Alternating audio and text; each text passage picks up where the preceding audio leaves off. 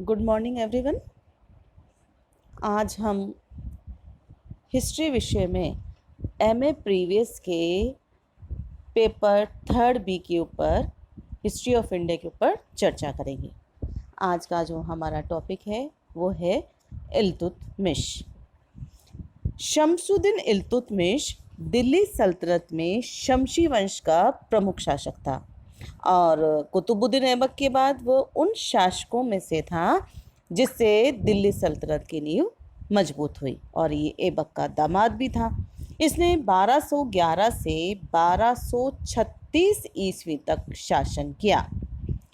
इसका जब राज्याभिषेक हुआ था तो बहुत से जो तुर्की अमीर थे उन्होंने इसका विरोध किया।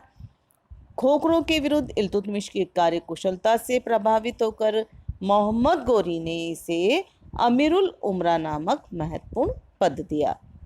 और जब ऐबक की मृत्यु हो गई तो उस समय एक्चुअली क्या था कि कोई उत्तराधिकारी का चुनाव वो नहीं कर सका था, तो उसका जो पुत्र था आराम शाह, उसको गद्दी पर बिठाया गया। परंतु जो दिल्ली के तुर्क सरदार थे और नागरिक थे उन्होंने विरोध किया और कुतुबुद्दीन ऐबक का जो दामाद था ना इल्तुतमिश, इस समय ये बदायूं का सूबेदार भी था, तो उन्होंने उसे दिल्ली में आमंत्रित किया और राज सिंहासन पर बैठा दिया।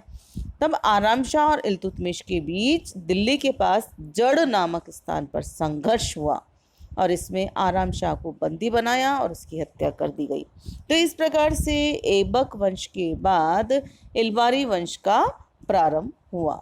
अब इलवारी वंश का जो प्रारंभ हुआ उसका जो प्रमुख था वो था शमसुद्दीन इल्तुतमिश। इसकी संतानों में नासुद्दीन मोहम्मद, रुकुद्दीन फिरोज शाह, रजिया सुल्तान, मुइजुद्दीन महराम प्रमुख थे। इसके दो प्रमुख प्रतिद्वंदी थे, एक तो ताजुद्दीन यल्दौज था और नासुद्दीन कुबाचा। ये दोनों गोरी के दास थे। गोरी जो थे ना मोहम्मद गोरी, उसके दास थे। और यल्दौज दिल्ली के राज्य को गजनी का अंग मांगता था और उसे गजनी में मिलाना चाहता था, जबकि ऐबक और उसके बाद इल्तुतमिश अपने आप को स्वतंत्र मानते थे। तो यल्दौज के साथ तराइन के मैदान में उसको यल्दौज पराजित हुआ। उसकी हार के बाद गजनी के किसी शासक ने दिल्ली की सत्ता पर अपना दावा पेश नहीं किया। इसी तरह कुबाचा ने पंजाब और उसके आसपास के क्षेत्रों पर अपनी स्थिति मजबूत कर ली और 1217 में जब उसके विरुद्ध युद्ध हुआ तब कुबाचा बिना युद्ध करे ही भाग गया। इल्तुतमिश ने उसका पीछा किया और मंसूरा नामक जगह पर कुबाचा को पराजित किया। तो ये इल्तुतमिश की जो गद्दी पर बैठा था इल्तुतमिश, तब इसके अनेक कठिनाइयाँ थी। हम ये नहीं कह सकते कि इल्तुतमिश का जो सिंहासन है वह सोने की सेज था या फूलों की सेज था। उसे जबरदस्त कठिनाइयों और परिस्थितियों का सामना करना पड़ा था। इसे ताज और अमीर वर्ग के मध्य संघर्ष की परिस्थिति उसके समक्ष उपस्थित हो गई थी, क्योंकि जब उसकी मृत्यु हुई थी ऐबक की, उस समय जो तुर्की राज्य था बहुत अधिक असंगठित था, शिथिल था और ऐबक को समय ही नहीं मिल पाया था कि वो साम्राज्य को सुदृढ़ करे। और जो मुख्य सरदार थे वो आपस में विरोधी भावनाओं से परिपूर्ण थे। तो गद्दी के अनेक दावेदार थे और इस प्रकार राज्य में शांति और सुरक्षा को खतरा था। इसी तरह से जो दिल्ली के तुर्क सरदार थे वे क्या मानते थे कि ये गुलाम है, इल्तुतमिश एक गुलाम है और गुलाम का कोई अधिकार नहीं होता कि वह सुल्तान के पद को सुशोभित करे। तो इसीलिए जो तुर्क सुल्तान थे वो इसके पक्ष में नहीं थे। नासुद्दीन कुबेचा, जिसके बारे में हमने अभी चर्चा करी, ये भी ऐबक की जब मृत्यु हो गई तो उसने अपने आप को स्वतंत्र घोषित कर दिया। एक्चुअली ये कुतुबुद्दीन ऐबक का बहनोई था और ये मानता था कि मैं दिल्ली का सूबेदार हूँ या दावेदार हूँ। यल्दौज के बारे में भी हमने आपसे अभी चर्चा की। इसका भी गजनी पर अधिकार था और ये चाहता था कि जो मोहम्मद गोरी के प्रदेश हैं वह उसके ही प्रदेश है।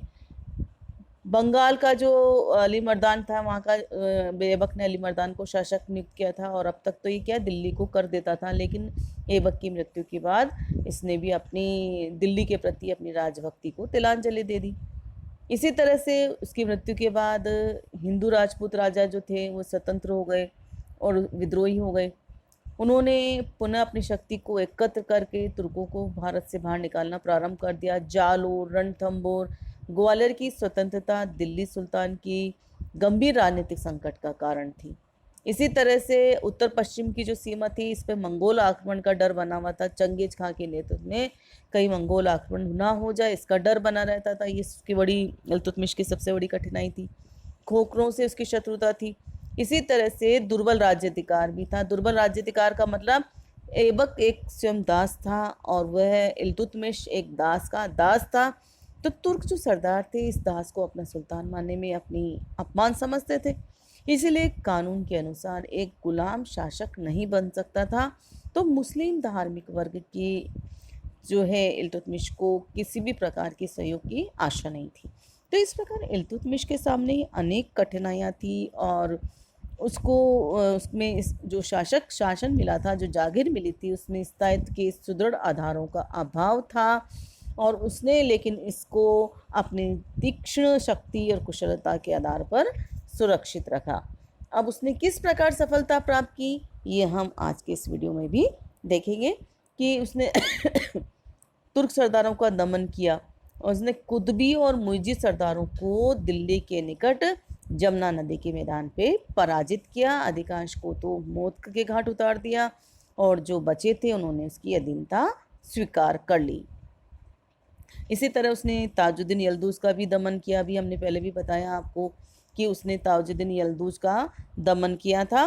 ताजुद्दीन यल्दूज के बारे में आपको पता ही है। ताजुद्दीन यल्दूज जो था गजनी को अपना अंग मांगता था। दिल्ली का जो राज्य था गजनी का अंग मांगता था और उसको गजनी में मिलाने की कोशिश भी करता था। और ऐबक और उसके बाद इल्तुतमिश अपने आप को स्वतंत्र मानते थे। तो यल्दोज के साथ उसका कहाँ युद्ध हुआ? तराइन के मैदान में, और इसमें यल्दोज पराजित हुआ और अपनी हार के बाद गजनी के किसी भी शासक ने दिल्ली की सत्ता पर अपने अधिकार का दावा पेश नहीं किया। इसी तरह से कुबाचा का भी उसने दमन किया। कुबाचा ने पंजाब और उसके आसपास के क्षेत्रों में अपनी स्थिति मजबूत कर ली थी। तो 1217 में उसने कुबाचा के विरुद्ध युद्ध किया। कुबाचा बिना युद्ध के भाग गया। इल्तुतमिश ने उसका पीछा किया और मंसूरा नामक स्थान पर पहुंचा और जहां पर कुबाचा को उसने पराजित किया और लाहौर पर उसका कब्जा हो गया। सिंध, मुल्तान, उच्च सिंध सागर दोआब पर लेकिन कुबाचा का नियंत्रण बना रहा। इसी तरह से इल्तुतमिश का मंगोलों के आक्रमण के कारण इल्तुतमिश का ध्यान कुबाचा से हटकर मंगोलों पर लग गया। बाद में कुबाचा को एक युद्ध में परास्त किया और कुबाचा सिंधु नदी में डूबकर मर गया। चंगेज खां के आक्रमण के बाद उसने पूर्व की ओर ध्यान दिया और बिहार और बंगाल को भी अधीन करने की कोशिश की। चंगेज खां भी एक बर्बर योद्धा था और गोबी के रेगिस्तान तथा एशिया की घास के मैदानों से अपनी जातियों का नेतृत्व को संगठित करते हुए वो भारत की ओर आया था। जब उसने ख्वारिज्म के अंतिम शाह जलालुद्दीन बकबनी पर आक्रमण किया तो वह हिंदुस्तान की सीमा पर आ गया, परंतु चंगेज खां ने यहाँ भी उसका पीछा नहीं छोड़ा। जलालुद्दीन सिंधु नदी के तट पर आ गया और मंगोलों से युद्ध करने के लिए प्रस्तुत हो गया। तो उसने इल्तुतमिश के पास अपना दूत भेजा और मंगोलों के विरुद्ध सहायता की। अब इल्तुतमिश के सामने एक अजीब सी स्थिति हो गई। कैसे? क्योंकि जो ख्वारिज्म का मतलब था वो था मुस्लिम शहजादा, और यदि वो उसकी प्रार्थना को ठुकराता तो मुसलमान सुल्तान के लिए अशोभनीय बात होती। और दूसरी ओर यदि वो चंगेज खां की सहायता करता, जलालुद्दीन की सहायता करता तो चंगेज खां से शत्रुता मोल लेता। तब उसने क्या करा? मंगोलों से शत्रुता मोल लेना ही उपयुक्त समझा और उसने दूत को मरवा दिया और मंगोलों जलालुद्दीन के पास विनम्र संदेश भेजा कि दिल्ली की जलवायु शाह के अनुकूल नहीं पड़ेगी, अतः उसे भारत छोड़कर चले जाना चाहिए। और इधर जलालुद्दीन ने अपनी जो सेना थी उसकी सहायता से ही चंगेज खां पर आक्रमण किया, परंतु बाद में वह पराजित हो गया। और इधर मंगोल भी भारत की भीषण गर्मी से घबरा गए और सिंध के पश्चिमी प्रदेशों की ओर चले गए। तो इस प्रकार से भारत पर जो चंगेज खां का या मंगोलों का संकट था वह टल गया।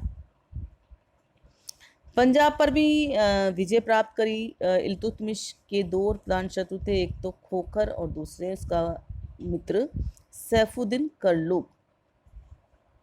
इल्तुतमिश ने कई महीनों के युद्ध के बाद खोखरों का कुछ प्रदेश जीत लिया। बंगाल के जो सरदार थे उनका भी उसने दमन किया। अली मर्दान अपने आप को स्वतंत्र घोषित कर रहा था बंगाल का, और उसने दिल्ली को भी कर देना बंद कर दिया। साथ ही उसने शाही चिन्ह धारण कर लिए और ये भी आदेश दिया कि सुल्तान अलाउद्दीन के नाम से उसका खुतबा पढ़ा जाए।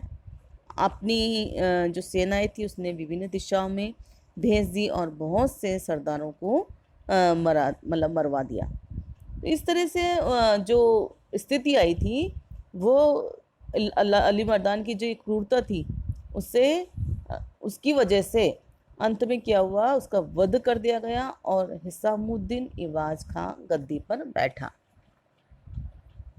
ये एक उदार व्यक्ति था और गोरखा खिलजी था जो अपने भाग्य की खोज करने भारत आया था, और उसे बंगाल का शासक बना दिया गया और सुल्तान गयासुद्दीन की उपाधि उसे प्रदान की गई।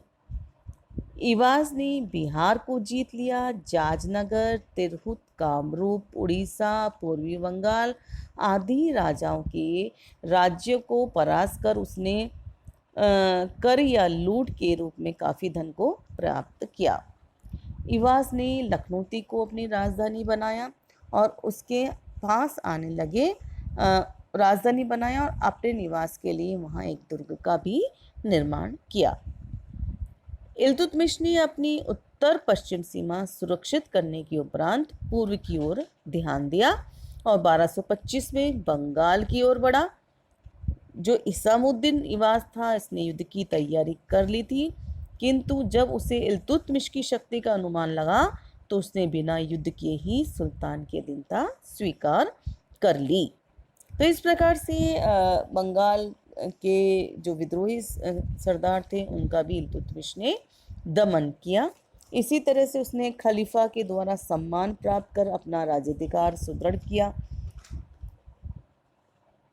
क्योंकि इल्तुतमिश एक दास था और हमने देखा पढ़ा कि तुर्क सरदार उसके विरुद्ध जो गद्दी पर बैठा था उसका विरोध कर रहे थे, किंतु उसने अपनी गद्दी की दावेदारी को या स्वयं को दिल्ली का शासक बना लिया और उसने हिजरी संवत 626 मतलब 1228 में बगदाद के खलीफा से अपने शासनाधिकार का स्वीकृति पत्र प्राप्त कर लिया। अतः इस्लाम के सर्वोच्च धार्मिक नेता ने इल्तुतमिश को भारत के सुल्तान की उपाधि प्रदान कर दी और उसके सम्मान में एक खिल्लत मतलब होता है पोशाक, वो भी उससे भेंट की। इससे सुल्तान का अधिकार मतलब पक्का हो गया और अब मुसलमानों के लिए उसकी आज्ञाओं की अवज्ञा करना धर्म विरुद्ध होगा। इसी तरह से उसने हिंदू और राजपूत राजाओं से भी युद्ध किया। 1225 तक पश्चिमोत्तर सीमा की उलझनों में जब वो व्यस्त रहा, उसके पश्चात उसके सामने पूर्व की भी तुर्क सरदारों को अधीन करने की समस्या थी। 1226 में उसने राजपूतों से युद्ध करते हुए दक्षिण की ओर प्रसार की नीति अपनाई। 1226 में उसने रणथंबोर पर विजय प्राप्त की इल्तुतमिश ने, और अगले ही वर्ष 1227 में मंडोर पर अधिकार किया। इन विजयों के बाद इल्तुतमिश को बहुत धन प्राप्त हुआ और उसके पश्चात 1230 में जालोर, अजमेर, बयाना, तहनगढ़ और सामर पर भी इल्तुतमिश का अधिकार हो गया। तो इस प्रकार इल्तुतमिश ने हिंदू जो राजपूत राजा थे उनके साथ भी युद्ध किया। इन युद्धों से उसे काफ़ी धन भी प्राप्त हुआ और जो पुराने मंदिर थे उसे मुसलमानों ने नष्ट कर दिए और उज्जैन पर भी उसने सरलता से अधिकार कर लिया। उज्जैन में सुल्तान इल्तुतमिश ने महाकाल के मंदिर और विक्रमाजीत की प्रतिमा को नष्ट कर दिया और इस नगर में मुसलमानों ने भारी विनाश किया। कटहर, दोआब, अवध, बिहार में भी राजपूतों से अनेक छोटे मोटे युद्ध हुए और इल्तुतमिश का जो अंतिम अभियान हुआ वो हुआ बानयान बानियान में हुआ और यहाँ पर उसका स्वास्थ्य बिगड़ गया और वह अपने राजधानी लौट गया। राजधानी लौटने के बाद भी उसकी जो है ठीक नहीं हुआ और रोग उसका बढ़ता गया और अप्रैल 1236 में उसकी मृत्यु हो गई। तो इस प्रकार आज की इस वीडियो में हमने सुल्तान गुलामश के सुल्तान इल्तुतमिश की कठिनाइयों और उसके द्वारा उन कठिनाइयों के समाधान के ऊपर चर्चा की। धन्यवाद।